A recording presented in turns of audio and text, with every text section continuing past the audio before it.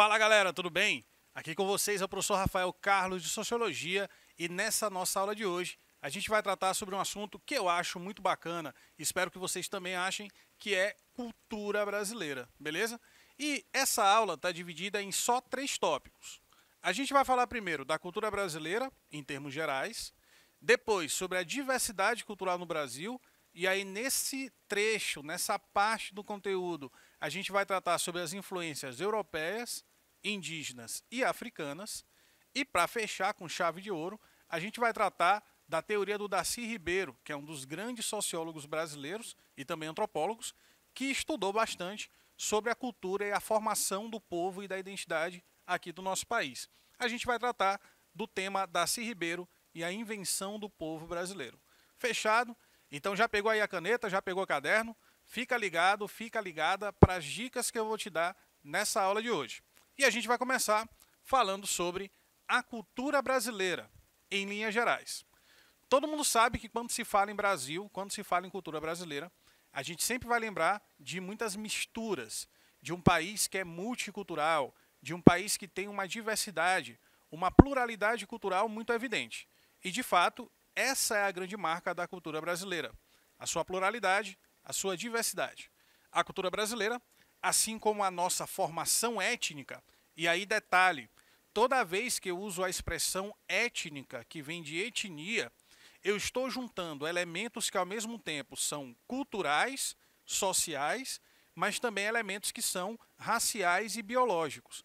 Toda vez que eu falo em etnia, é algo até maior do que cultura, porque envolve também os elementos de ancestralidade, portanto, as questões relacionadas à construção biológica, racial do povo também estão incluídas dentro dessa ideia de etnia. Quando eu falo de formação étnica, eu estou falando não apenas da cultura, mas também da ancestralidade, da formação racial do povo brasileiro, que é muito vasta e diversificada.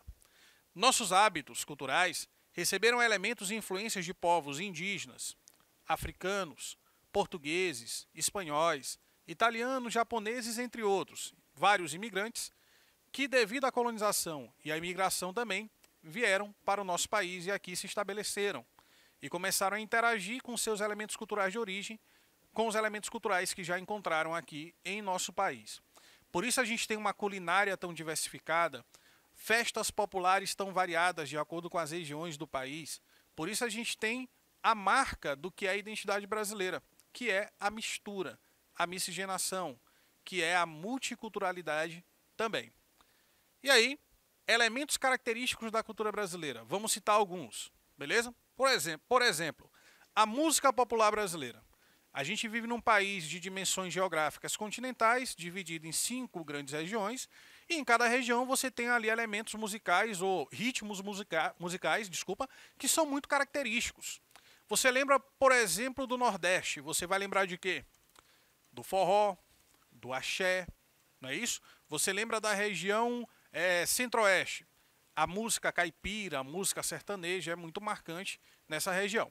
Então, de acordo com a região, às vezes até de acordo com o estado brasileiro, você tem ali uma identidade musical, você tem uma identidade voltada aos elementos de musicalidade. Assim também como a literatura de cordel. Você está ligado o que é, né? É muito forte na região Nordeste essa maneira de contar uma história, a partir dessa característica da literatura de cordel. Então também é um elemento muito pontual, muito específico da cultura nordestina. A culinária, nossa, maravilha, hein? A culinária brasileira é muito rica, muito diversa. A gente tem pratos típicos de várias regiões diferentes. Galera que já visitou o Pará, por exemplo, já ouviu falar em tacacá, pato no tucupi, né? Assim como aqui no Maranhão a gente tem o nosso arroz de cuchá, não é isso? Tem a torta de camarão. Assim também como na Bahia a gente tem o acarajé. Então nos estados brasileiros, nas regiões do país, a gente tem também pratos muito característicos da culinária. E isso, particularmente, eu acho muito bom, porque a gente tem um leque de possibilidades, né, aqui no Brasil de se alimentar com pratos que são maravilhosos, deliciosos e que também carregam um sentido étnico, um sentido histórico da formação do nosso povo. As festas tradicionais, quem não gosta, né? Daquela festa do divino, aí não sei se na sua cidade é forte, mas em São Luís e Alcântara principalmente, essa festa é uma festa muito popular, muita gente vai, muita gente gosta da festa do divino. Assim como o Carnaval, que é uma festa até mais nacional, né, mais ampla. Carnaval do Rio de Janeiro, Salvador, de São Luís, de Pinheiro, de Bacabal, de Itapecuru, né, que são carnavais fortíssimos e tradicionais. Assim também como a religiosidade popular. A própria festa do Divino, ela também entra como elemento de festejo e de religiosidade. Assim também como as festas relacionadas à Umbanda, ao Candomblé, ao catolicismo, não é isso? As procissões, a festa de São João. Então a gente tem muitas festas também que são características dessa religiosidade, dessas manifestações culturais e religiosas do povo maranhense, do povo brasileiro, ok? Isso tudo são elementos que, juntando, configuram a chamada identidade cultural do Brasil. Existe a identidade cultural regional e existe a identidade cultural que é nacional também, que é uma somatória desses elementos com destaque e ênfase para aqueles que são mais abrangentes, mais populares. A gente lembra de Brasil, a gente lembra, por exemplo, da feijoada, como um prato da culinária brasileira. A gente lembra do Brasil, a gente lembra do carnaval, como uma festividade popular, de massa, né, aqui no Brasil. Beleza?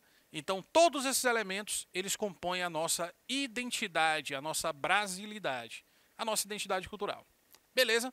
Esse é o primeiro tópico da aula. Vamos avançando com o conteúdo agora. Agora eu peço que você redobre a atenção e anote de verdade as influências europeias, africanas e indígenas para a construção dessa identidade tão forte, dessa identidade tão diversa que é a identidade brasileira. Combinado? Beleza, vamos lá então. Segundo tópico da aula, diversidade cultural no Brasil.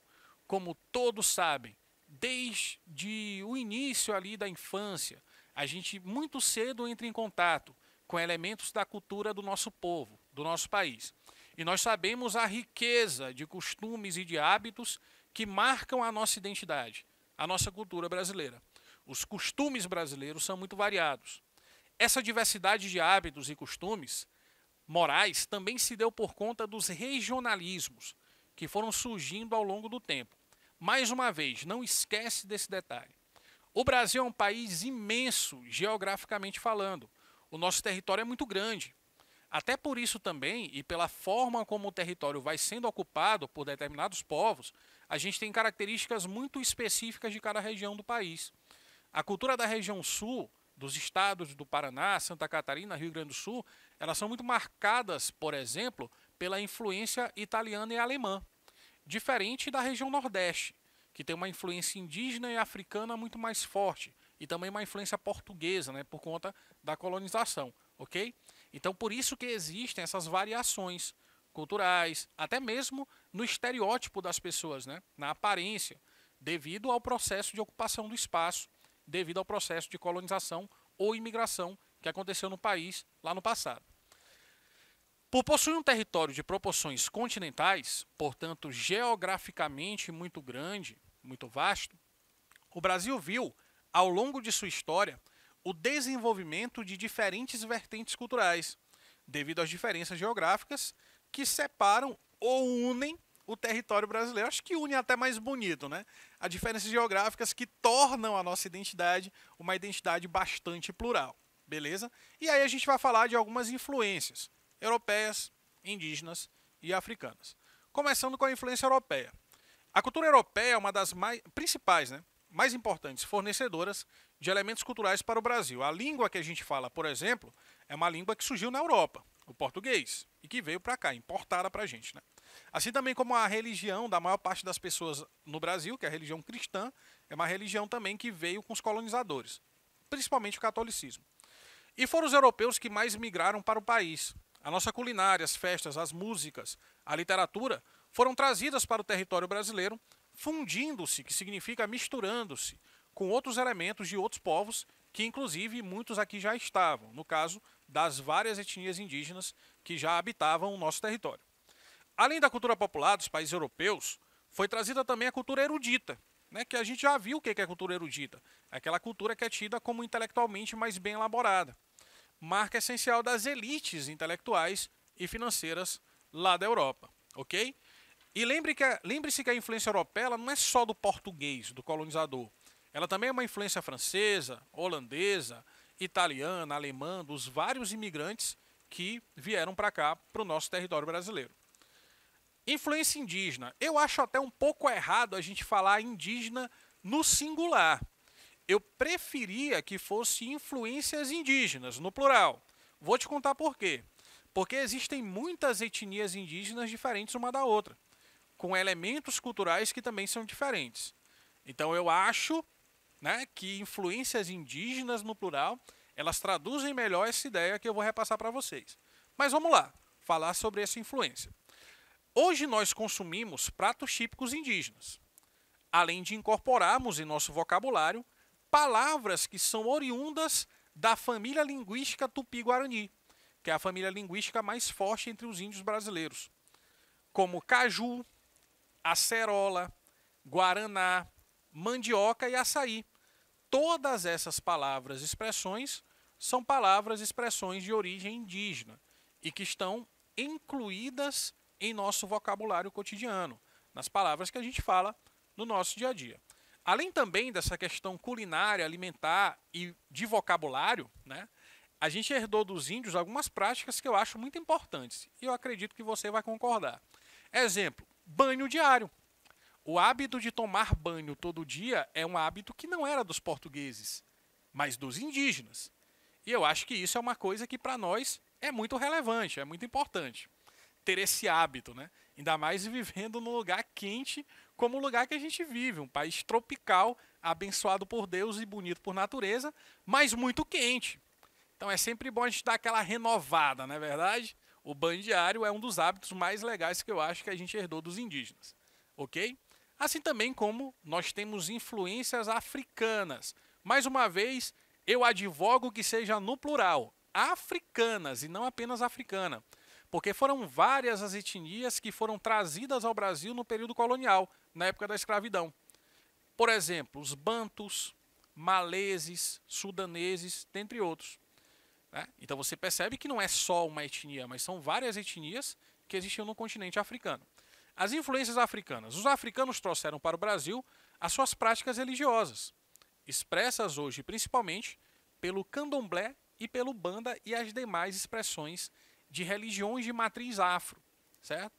Então, muita coisa que a gente tem na nossa cultura maranhense, inclusive, como o tambor de crioula, por exemplo, a umbanda, o candomblé, são coisas que ou vieram da África ou têm influência da África.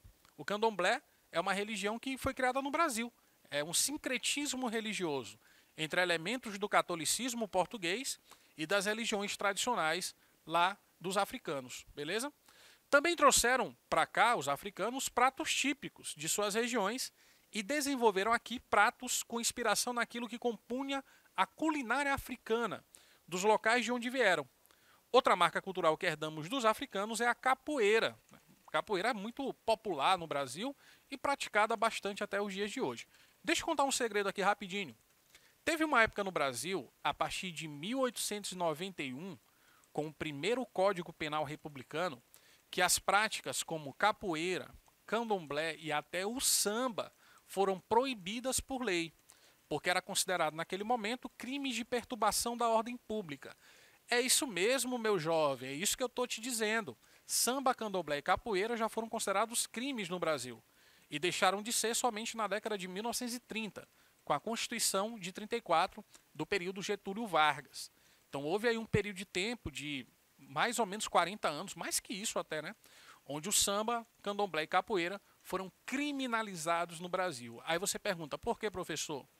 Porque naquele momento criminalizavam-se práticas culturais de origem africana.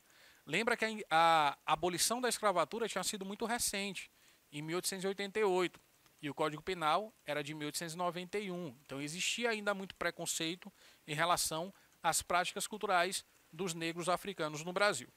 Feito esse parêntese, vamos voltar para a nossa aula de hoje e falar sobre a influência africana. Já foi, né? Vamos falar agora sobre Darcy Ribeiro. A gente fechou as três influências, as matrizes culturais do Brasil, europeia, africana e indígena, que lá no ensino fundamental menor, né, no maternal também, as crianças aprendem como? A influência do branco, do negro e do índio, né? Lembra disso aí. E aí agora a gente vai falar de Darcy Ribeiro. Darcy Ribeiro é um dos maiores intelectuais da história do Brasil. Foi um grande antropólogo, um grande sociólogo. Teve também uma vida ativa na política brasileira. E o Darcy Ribeiro escreveu um livro chamado O Povo Brasileiro. Por isso que esse nosso último tópico é em homenagem à teoria dele, Darcy Ribeiro e a invenção do povo brasileiro. Segundo Darcy Ribeiro, e isso é verdade, o Brasil é um dos países mais miscigenados do mundo. Essa diversidade, que é fruto da miscigenação racial e da mistura do intercâmbio cultural, é resultado da contribuição de vários povos no processo de formação da nossa identidade, da nossa cultura brasileira. As 3 matrizes étnicas, vamos repetir quais são? A matriz europeia, a matriz indígena e a matriz africana, que seriam as formadoras da identidade do povo brasileiro, são o colonizador branco, principalmente os portugueses, mas não somente eles, os índios e os negros africanos. A matriz europeia, a matriz africana e a matriz indígena, conforme a gente acabou de ver ainda há pouco, certo? E aí o Darcy Ribeiro, ele enfatiza essa característica do povo brasileiro, a miscigenação racial. Então, quando a gente estuda lá as aulas de história do Brasil, Brasil colônia, a formação do povo brasileiro, você deve lembrar disso lá do ensino fundamental, a gente sempre diz que o primeiro brasileiro, de fato, né, ele é o mameluco. Ele é a mistura do indígena com o branco, ainda lá no começo do processo de colonização, no início do século XVI, em 1500 e tanto. Então, esse primeiro brasileiro, que é a mistura do branco com o índio, chamado de mameluco, ele vai ser o primeiro miscigenado, vai ser o primeiro filho da terra, filho do Brasil. E aí depois, com o processo de colonização andando, avançando adiante, chega o período da cana-de-açúcar. E a gente sabe que no ciclo da cana-de-açúcar, a mão de obra utilizada era a mão de obra africana, escravizada. Os escravos que eram trazidos da África para trabalhar nas lavouras. E aí surgiram outros brasileiros, misturados, miscigenados, branco com negro, os mulatos, mamelucos, mulatos, e depois a mistura dos índios com os negros, os cafusos, deram origem aos primeiros mestiços do Brasil. E o povo brasileiro vem sendo misturado nesse verdadeiro caldeirão de raças e culturas ao longo do tempo, ao longo desses vários séculos da nossa história, até chegar no nosso povo hoje, que é um povo muito diverso, muito diferente, muito peculiar, fruto dessa intensa miscigenação racial, desse intercâmbio de características genéticas, mas também de características culturais. E é isso que torna o Brasil, Brasil. É isso que torna o Brasil tão diferente dos outros povos.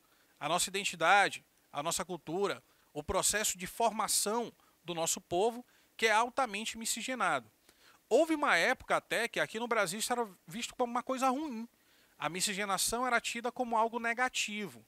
Alguns autores, inclusive brasileiros, do final do século XIX, consideravam que o Brasil seria um país atrasado por conta desse processo de mistura racial, que levaria à degeneração física, moral e intelectual do povo.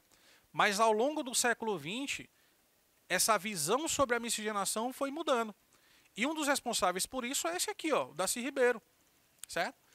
E aí começou-se a ter no Brasil uma visão de valorizar a mistura, de valorizar a miscigenação, de valorizar esse aspecto multicultural e também multirracial que marca o nosso país. E o Darcy Ribeiro, ele tem uma frase que é muito simbólica desse processo. Ele fala o seguinte: a coisa mais bela do mundo é a aventura do Brasil se fazendo a si mesmo. Eram todos filhos de ninguém. Quem que são os filhos de ninguém? O mameluco, o mulato, o cafuso. Porque eles não são nem brancos, nem índios, nem negros. Eles são frutos de uma mistura. Eles são a priori ninguém. E é dessa ninguém-dade, dessa identidade de ser ninguém, que nasceu um novo povo, único, sem precedentes no mundo, que é exatamente o povo que eu faço parte e que vocês também fazem parte, o povo brasileiro. E é isso que é a grande marca da nossa cultura, da nossa identidade. O processo de mestiçagem, de miscigenação, de intercâmbio entre diferentes matrizes culturais. E dessa forma, eu encerro mais uma aula de Sociologia. Muito obrigado pela atenção e a gente se vê na próxima. Tchau, tchau.